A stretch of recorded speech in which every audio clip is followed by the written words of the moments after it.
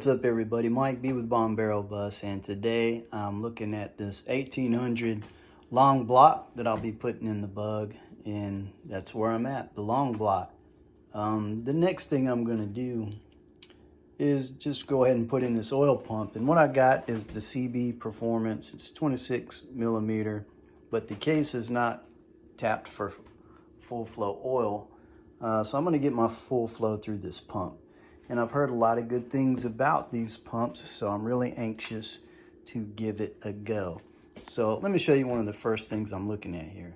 Okay, I ordered 3 gaskets, and all 3 of them look like this. But what I ordered was 2 that look like this, and 1 that is just circular and doesn't have notches in it, so that it can go right here. As this gasket, you can see that it needs to just be a circle. So, well, it turns out that one of these in-place shims is a perfect fit for the circumference of the body of this pump.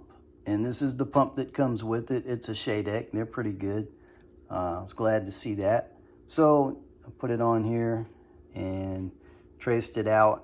And as long as I can get a pretty good cut there, that should work as my first gasket. There it is with a little test fit on it. Looks like I got a good cut on that, so let's get back to the engine. I had already pulled these old oil pump studs because it's going to be a different type of bolt that goes in there for this. And I've done is just going ahead and clean the surface really well. And I looked in here, I did a dry fit earlier, or when I first got it a while back, and checked for alignment of these holes, and they match up pretty good. So I'm not going to do any opening of this, or match porting or of that one, because like I said, they both fit pretty good. I don't see any restriction that's going to happen there. So got these studs loosely fit back on so that my gasket can go. What I'm going to use is this Permatex Aviation. This isn't what I used on these cylinders here. I did use Permatex Ultra Gray on there. And I'd like to mention that to make sure the body of this pump slides right in with no problem, this nut is just shy of torque, and so is this one. And the bolt that goes here, I don't even have in yet. So I've already test fitted.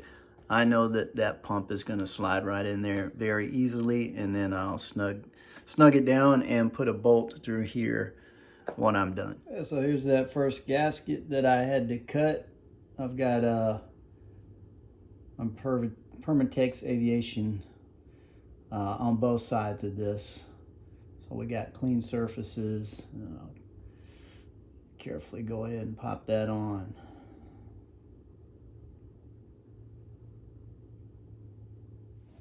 All right, next I've got my gears in here. Cleaned the back side of this body, and I'm going to go ahead and try to line this back side of this gear up with the slot on that cam, so I don't have to mess with it much going on.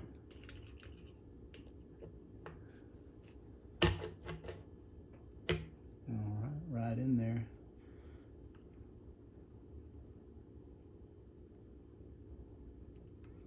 Okay, now I'm going to get some Permatex Aviation on the other gasket that goes here on both sides of that, and that'll go next.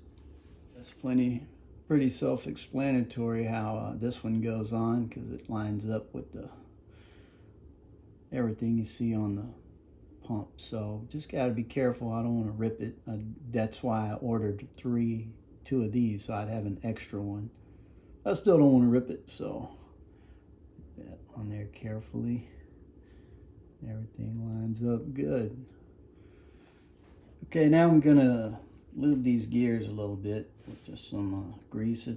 It's nothing special. It's what I've used in the past, and I think the big deal is to just not use too much of it.